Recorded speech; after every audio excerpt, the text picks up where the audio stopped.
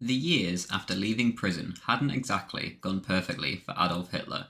He had trouble reintegrating and getting into the swing of things at first, but this wasn't his biggest issue. The nation had completely changed during his months in a cell. The inflation that had completely crippled Germany was now being resolved, and conditions weren't nearly as bad.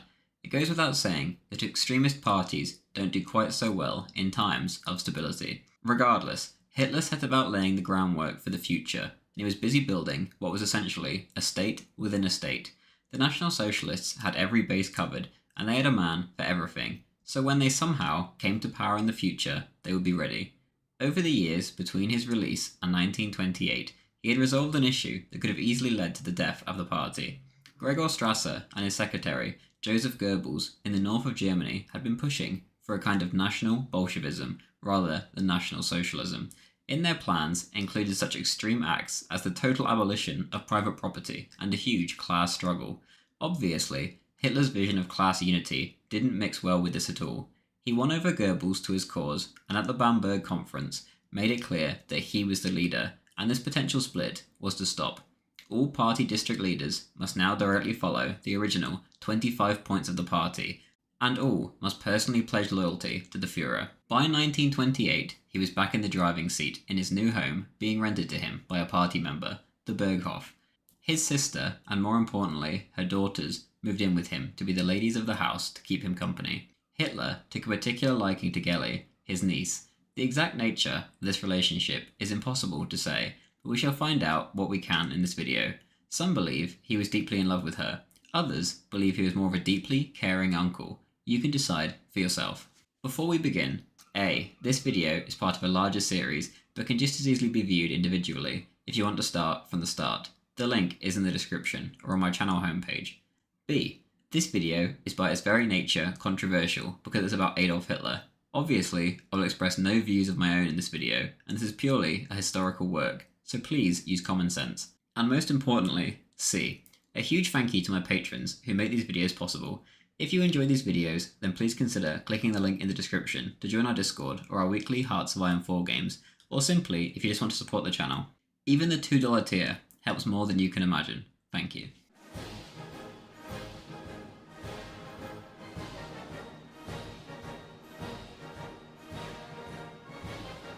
In 1928, after the recent defeat in the elections, two men, most of all, had not lost faith. These were Adolf Hitler himself and the new rising star in the Nazi Party, Joseph Goebbels. He reached out to the working classes, especially those who had voted leftist. He said to them that workers under a capitalist state were, quote, no longer a living human being, not an originator, not a creator. He is changed into a machine, a number, a robot in a factory, without sensibility or goal, end quote. He spoke of how National Socialism could give these people's lives meaning again. Hitler was absolutely delighted with Goebbels' efforts, and he quickly became Hitler's most reliable party member. He was promoted to propaganda chief of the party, a role he would go down in history for.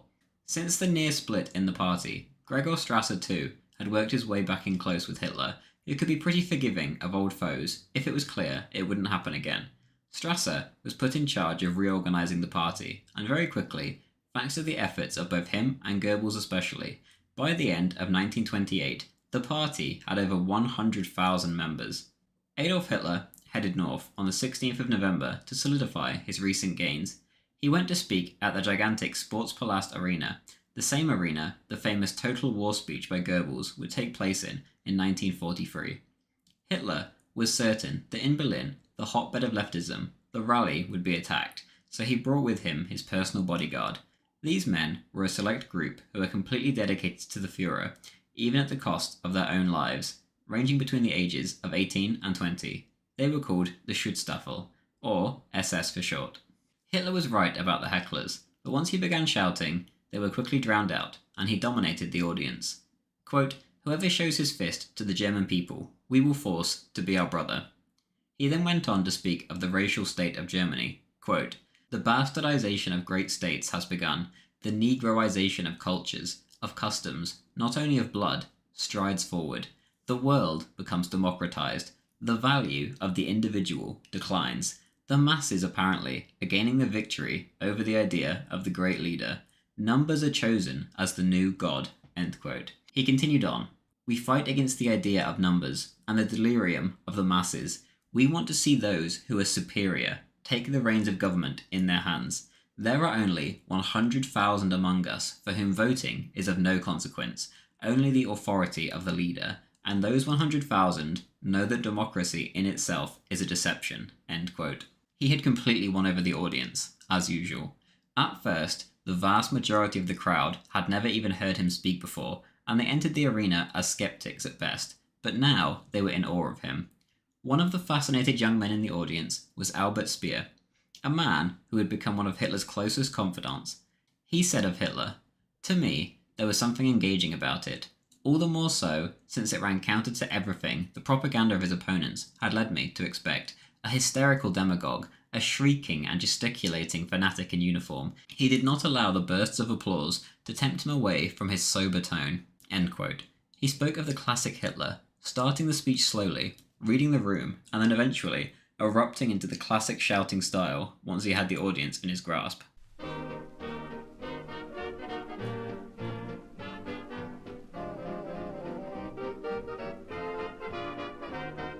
It wasn't only the working classes Hitler was targeting, however. He had won over the militant veterans and capitalistic businessmen too. He knew full well that getting into power would be 10 times harder without them. He publicly joined with the Stahlheim, a rabidly nationalistic veterans association, and also with Alfred Hugenberg, Germany's biggest film and press lord, but more importantly, leader of the right-wing German National People's Party, against the new American formula for paying reparations, the Young Plan. In the meantime, the party was enjoying their new relationship of convenience with big industry. Hitler brought the Barlow Palace, a 3-story building on the Briennerstrasse, as the party headquarters. This would be known as the Brown House. Hitler moved himself from his tiny little apartment to one of the most fashionable sections of Berlin across the river. He took a 9-room apartment covering the entire second floor of a building. He brought along his previous landlady and her mother from his previous residence. Adolf's sister, Angela, remained in charge of the Berghof in the Bavarian mountains, but allowed her daughter, Gelly, to come and live in a room in her uncle's new apartment. Here, they would immediately begin to spend a lot of time together, and were often seen out together at the theatre or at his favourite table in the Café Heck, where he visited frequently. For hours, he would be dragged around with her, shopping, no matter how much he hated it. He confessed to his photographer Hoffman, quote, how he hated it when Gelly tried on hats or shoes, or inspected bale after bale of material, engaging the shop girl in earnest conversation for half an hour or more, and then, finding nothing that suited her, walked out of the shop, end quote. Adolf knew this would happen every time, but ultimately took her to these places wherever she pleased regardless. At the same time as whizzing her around to all these places, however, he maintained his role as the father figure in Gelly's life. Gelly's actual father had died when she was just 2, at the age of 31. Her social life was restricted by Hitler so that she wouldn't get herself into trouble. She nagged and nagged Uncle Adolf to go to events, and even when he did allow her, like in the case of a Shrove-Tide Bull, it was under rigid conditions. She had 2 escorts, and they were to bring her back at 11 p.m. Hoffman, one of the escorts, warned Hitler that restrictions like this were making her incredibly unhappy, but Hitler simply replied that it was his duty to watch over his niece and keep her out of trouble.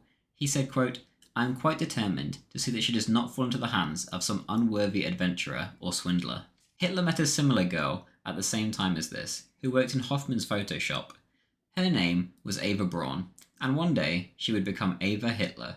She was a pretty 17-year-old girl who was the daughter of a teacher and a modern girl, much like Gelly. She preferred jazz to opera and American musical comedies to dramas. One teacher recalled, quote, she was a terror, it's true, the troublemaker of the class, but she was intelligent and quick to seize the essential aspects of a subject, and she was capable of independent thought, end quote. They met on a Friday afternoon in early October. Ava was up on a ladder, reaching for some files on top of a cupboard. She later recalled to her sister, at that moment, the boss came in, accompanied by a man with a funny moustache, a light-coloured English-style overcoat, and a big felt hat in his hand. They both sat down on the other side of the room, opposite me, end quote. She sensed immediately that Hitler was checking her out. After she climbed down, Hoffman introduced them to each other, and a few minutes later, they were all sitting down drinking beer and eating sausages. She remembers, I was starving. I gobbled my sausage and had a sip of beer for politeness' sake. The elderly gentleman was paying me compliments. We talked about music and a play, as I remember, with him devouring me with his eyes all the time. Then, as it was getting late, I rushed off. I refused his offer of a lift in his Mercedes. Just think what Popper's reaction would have been." End quote. Just before she left, Hoffman took her aside and asked her, "Haven't you guessed who that gentleman is? It's Hitler. Adolf Hitler." Ava simply replied, "Oh?" Over the following days, Adolf Hitler would often drop into the photo shop with flowers and candy for his quote, "lovely siren" from Hoffman's. On rare times, he took her out, and they usually ended up watching a movie or sitting in an obscure corner of a cafe. He never visited his usual places with Ava. By the beginning of the year, however, the visits dried up. Ava had been boasting to her workmates about how she was Hitler's mistress and that he was going to marry her. Hoffman invited her to his office, and given that he knew full well that she had never even been to his apartment, confronted her about the lies. She broke down into tears and confessed. Hoffman threatened to fire her if she kept repeating the story, but clearly, in the end, this didn't put Hitler off.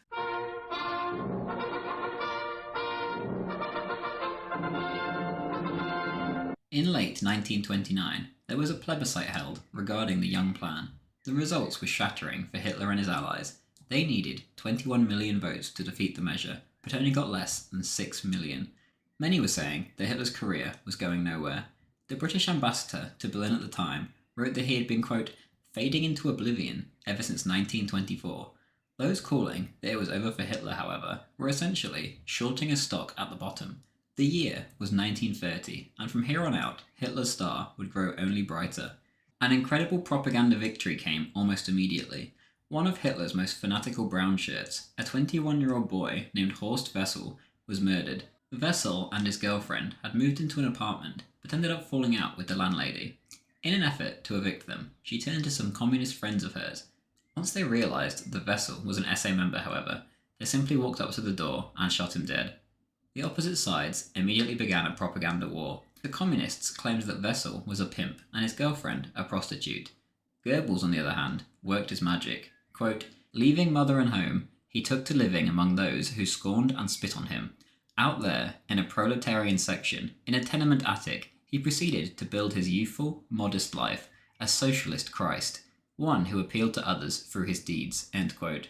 Then, whilst Horst lay dying in the hospital, Goebbels went on to play a poem that he had written called "Raise High the Flag" at the end of a party meeting in the Sportspalast. It went, "The banners flutter, the drums roll, the fifes rejoice, and from millions of throats resounds the hymn of the German Revolution, raise high the flag." On the 23rd of February, Wessel died. His spirit had risen, in order to live on in all of us, proclaimed Goebbels. Then, an extravagant funeral was arranged, with Hitler delivering the final speech. In the end, Hitler was persuaded not to attend due to safety concerns in Red Berlin, and the funeral went on without him. Goering, the one who had persuaded Hitler not to go, was proven right, as the funeral turned into a battleground.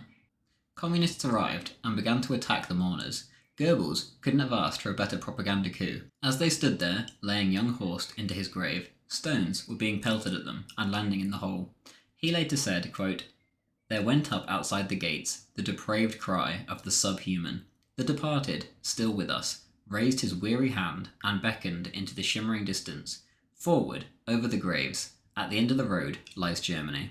In the end, Wessel would go down as the biggest martyr of the National Socialist cause, at least until someone else's death in 1945. A song he had written became at first the anthem of the NSDAP, and then, as soon as the party came to power, it was the official co-national anthem of Germany. It is simply known as the Horst Wessel song. 2 months after Wessel's funeral, a new crisis arose in the party. Once again, it was the Strasser brothers. This time, Otto. Otto Strasser had taken over his brother's newspapers since Gregor was now in Munich. Whilst officially meant to be National Socialist newspapers, this was only the case in name only. Otto used them to pump out views that were completely at odds with Hitler's. In April 1920, Otto supported a Saxon metal workers' strike against Hitler's wishes, and industrialists who had been backing Hitler were furious. If Hitler wanted more subsidies, he had to crack down on Otto. Hitler tried threats at first, but these failed, and eventually the two ended up meeting at a Berlin hotel. After 7 hours of debate, all it did was reveal their differences and widen the split. Otto was furious that Hitler was following the Benito Mussolini line and dealing with industrialists. Hitler returned to Munich privately furious, but publicly tried to ignore the issue. Quietly, he began to expel those from the party who were contributing to the rogue newspapers. Then, in June, he gave Goebbels instructions to purge Otto and his men from the party. He said, "The National Socialist Party, as long as I lead it, will not be a debating club for rootless men of letters and chaotic salon Bolshevists, but will remain what it is today, an organization of discipline, created not for doctrinaire foolishness or political Vandervogel, but dedicated to fight for the future of Germany, in which class distinction will be broken and a new German people will decide its own destiny." End quote. Within a few weeks, the party was being cleaned up. Otto called for a general exodus of socialists in the party, and only 24 others joined him. Even his brother, Gregor, rejected him, signing a declaration that he was dedicated to Adolf Hitler and submitted to his leadership. With the elections coming up in September of that year, Adolf Hitler was in good shape.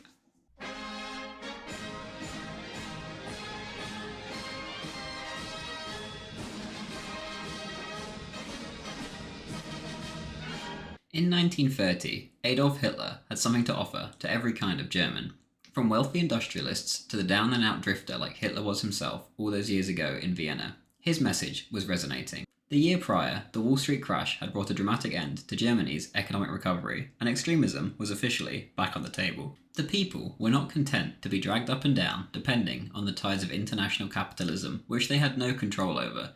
The German wanted Germany to be dependent on itself, not New York and London. This was exactly what Hitler was offering, and his call was answered. By late summer, almost 3 million Germans were unemployed, and Chancellor Brüning was only making matters worse with useless policies. Goebbels' newspaper, Der Angriff, proclaimed to the poverty-stricken workers of Germany, "Working Germany, awake, break your chains in two." To the farmers, whose profits had been wiped out by the worldwide decline in prices, Hitler offered import duties and tax adjustments. To the lower middle class, with no unions to fight for them, he offered hope. To those above them, on the ladder of society, self-respect and a way to escape the shame of poverty. Most of all, though, to the young idealists, whether they be a university bookworm or a brawling brown shirt, Adolf Hitler offered an idealistic new world. The last group ate up Hitler's speeches. These men, disgusted by the hyper-individualistic Weimar society that they had been brought up into, were absolutely dazzled by Hitler's speeches, preaching against materialism and selfishness. Hitler's calls for volunteers for his crusade to eliminate class barriers and to unite society were met by millions of these young men.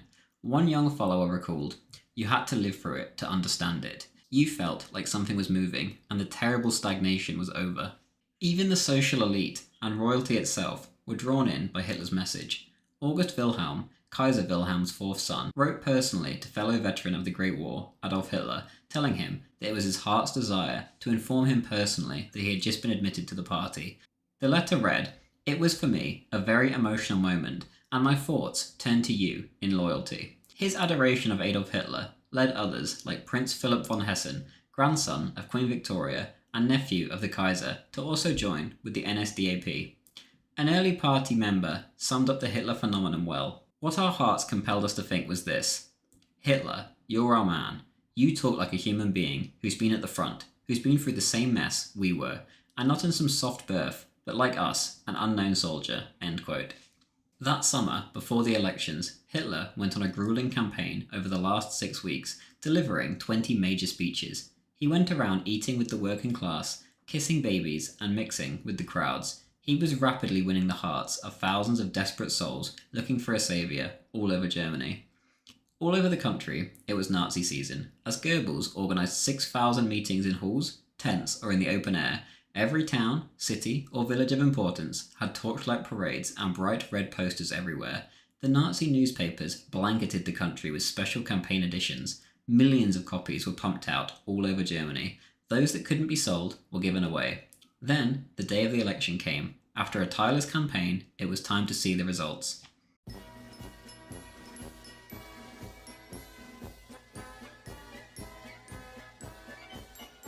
All over the country, long lines queued up outside of polling places, and a record 35 million ballots ended up being cast, 4 million more than in 1928. Hitler and his followers were not disappointed, and they were duly rewarded for their hard work. After several recounts for errors, it was announced that the NSDAP had won a total of 6,371,000 votes, over 18% of the vote. This officially made the party the second biggest in the entire country. For comparison, at the last election in 1928, they had won 810,000 votes. The National Socialists were not the only winners of this election, however. The Communists also made substantial gains, winning over 1.3 million votes than last time.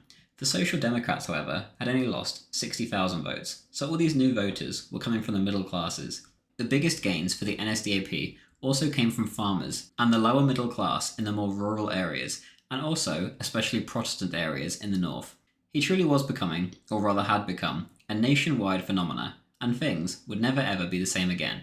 Hitler knew his final victory was inevitable, and he would be in power. Just after the elections, he immediately called up his close associate, Ernst Hanfstaengl, and asked him if he would take over the post of foreign press chief of the party. He followed up his proposition by saying, "Great things are before us. In a few months, or at the most in a couple of years, we must irresistibly sweep to power. You have all the connections and could render us a great service." End quote. Upon accepting this position, Hanfstaengl was immediately bombarded by foreign correspondents wishing to interview Hitler. Hitler was no longer speaking as another figure from one of the Reich's many parties. He was now the leader of the second biggest party in the entire country, and his words about revoking the Versailles Treaty and the Young Plan were reaching foreign ears and being taken seriously. On the 13th of October, the 107 Nazi deputies marched into their first session of the Reichstag, all wearing brown shirts. Each one of them answered the roll call with a resounding "Present, Heil Hitler."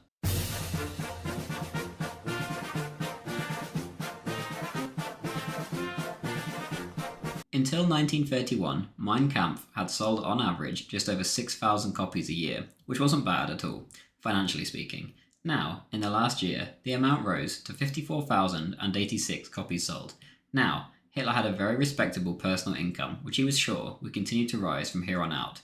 On the first day of 1931, the Brown House was officially unveiled as the new party headquarters. It was funded by special contributions, profits from Hitler's rallies, gifts, dues, and obviously the book sales. On the second floor were the offices of Hitler, Hess, Goebbels, Strasser, and the SA. Hitler's office was huge and decorated in reddish-brown. In it stood a large bust of Mussolini, and amongst the pictures on the wall stood one of his other idols, Frederick the Great. Another showed Hitler and his old regiment in Flanders. Hans Frank, Hitler's lawyer, recalled that Hitler was actually rarely there, and he would, quote, breeze in and out. Instead, he was usually downstairs in the refreshments room, where he sat in his corner table, much like he had sat in the corner at the Mannheim hostel all those years ago in Vienna. The party growing so quickly wasn't all sunshine and rainbows, however. The growth led to a huge increase in bureaucracy in every department, as well as increased friction and jealousy.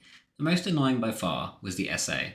The vision of the SA had always differed slightly between Hitler's vision of a group to protect rallies and mobilize political loyalty, and the actual SA leader's vision of a militaristic arm of the party. The SA men were some of the most revolutionary in the party, and many were true socialists at heart.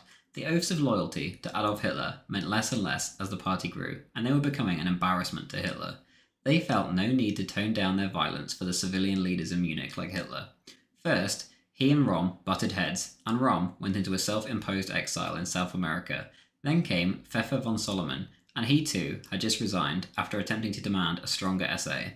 Things had even recently come to a head in Berlin, where disaffected brown shirts had revolted against the party on the grounds that they were hungry, overworked, and constantly exposed to injuries. Goebbels turned down their demands, and things kicked off. Hitler began to visit each SA meeting place, accompanied by armed SS troops, and called for reconciliation. Eventually, he managed just that, and control of the SA was handed over to him personally.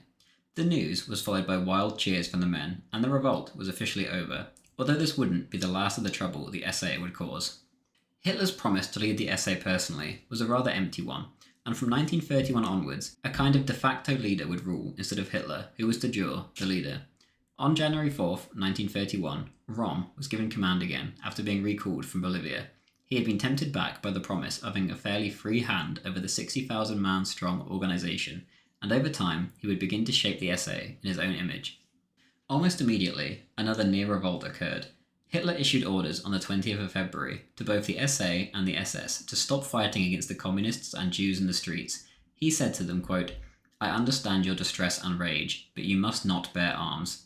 They grumbled and did as they were told, but after Hitler bowed down to the Weimar government and their demands that all political rallies must be approved by the police, they called a secret meeting on the 31st of March. All those present declared themselves against Hitler. The SA revolted, and Hitler immediately set the SS on them. Within 24 hours, open resistance had ended. On April 4th, both Der Angriff and the Völkische Bearbeitung printed articles condemning the so-called putsch. Hitler went on yet another tour of SA groups and managed to once again calm them down. This time, however, the calm lasted for more than a month. All the uproar, though, had showed not only the disloyalty of the SA, but the loyalty of the SS. From now on, they would be by far the most important organisation, not the SA. As soon as the SA were back in line, however, once again, more trouble began to bubble up, but this time, just surrounding their leader. Ernst Röhm came under heavy attack for his alleged homosexuality. Previously, Hitler had brushed away such criticisms, making statements such as, "The SA is a collection of men for a particular political goal. It is not a moral institution for raising young girls, but an association of rough fighters." He added that a man's private life was his own, as long as it didn't interfere with the National Socialist mission. Many in the party didn't agree with this line of thinking, however, and it's unclear that Hitler himself even did. But ultimately, he cared more about unity than causing another uproar. There was whispers in the party that many of those purged in the recent SA revolt had simply been replaced with Röhm's homosexual friends. Although these whispers remained whispers, it was clearly going to cause an issue in the future.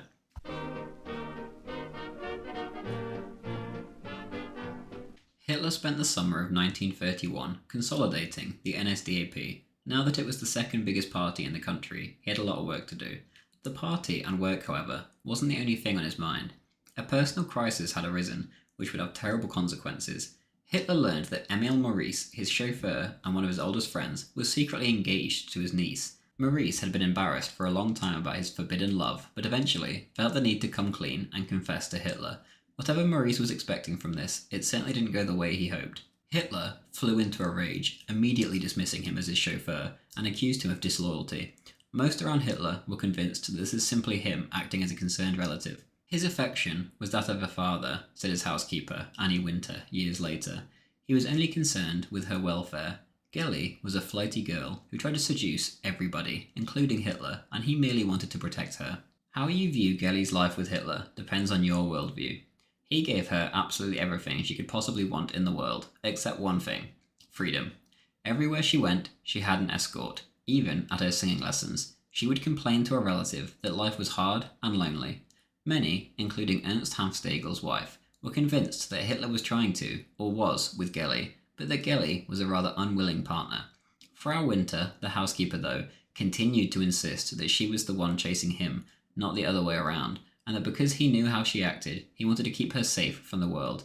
Quote, "Naturally, she wanted to become Frau Hitler. He was highly eligible, but she flirted with everybody. She was not a serious girl." End quote. It was no secret that Gellie was very impressed with her uncle's fame. When the two would sit at the table at the Café Heck, they would be besieged by admirers, many of them women who kissed Hitler's hand and begged for souvenirs. So ultimately, any accusations that they had sexual relations are almost certainly nonsense. Even the idea that they were together is ridiculous. But whether he was a repressive uncle who kept her locked up to prevent her being promiscuous out there in the world, or whether he was doing the right thing by doing this, is ultimately down to you to decide based on your own worldview. Whether he had feelings towards her is neither here nor there, as he never told anyone, and we have no way of knowing. Either way, he did not act on it. By September, Gellie was involved with another young man, an artist from Austria. He had even proposed to her. As soon as Hitler learnt of this, though, he went berserk and forced her to break it off, with the blessing of his sister and Gellie's mother, Angela. In mid-September, Gellie ran off and set off for Vienna. She headed first to the Berghof to see her mother, but as soon as she arrived, a phone call arrived from Hitler demanding her to return home. When she came back, the two constantly argued, and she was often seen running away from him with tears in her eyes. One time, she ran up to her room and stayed there. Hitler had to leave for a trip, and as he left, she shouted, "Servus, Uncle Alf," a polite, friendly greeting in German. At the door, Hitler stopped, looked back, and then fondly stroked Gellie's cheek and whispered something. Gellie remained stiff and resentful, however, and went off to tell the housekeeper that, quote, "Really, I have nothing at all in common with my uncle." As Hitler drove off, he turned to Hoffmann and said, "I don't know why, but I have a most uneasy feeling." He was right. Later on, there was a sound upstairs, but the others in the house dismissed it. Gellie must have picked up a perfume bottle from her dressing table and broken it, said one woman. This was more than likely Gellie rummaging around through Hitler's pockets. In them, she found a letter from Eva Braun, who Hitler was now seeing again, but so secretly that Gellie didn't know. It read, "Dear Herr Hitler, thank you again for the wonderful invitation to the theatre. It was a memorable evening. I am most grateful to you for your kindness. I am counting the hours until I may have the joy of another meeting." Gellie angrily tore the letter into 4 parts before storming off into her room with strict instructions not to be disturbed. Everyone else in the house respected her request, but they did hear a dull sound during the night. However, they thought nothing of it. In the morning, the other ladies in the house became alarmed that Gellie had still not left her room, and she wasn't answering their shouts. They summoned a locksmith, who duly arrived and opened the door. To everyone's horror, they found Gellie dead on the floor, next to a pistol. She was shot in the heart. That morning, Hitler and Hoffmann were driving when they spotted a car behind them. It was a taxi and a messenger.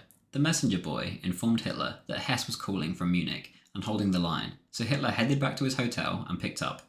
Hoffmann heard Hitler say, "Hitler here, has something happened?" And then after a short pause, "Oh God, how awful." Then his voice changed into an almost scream. "Hess, answer me. Yes or no? Is she still alive?"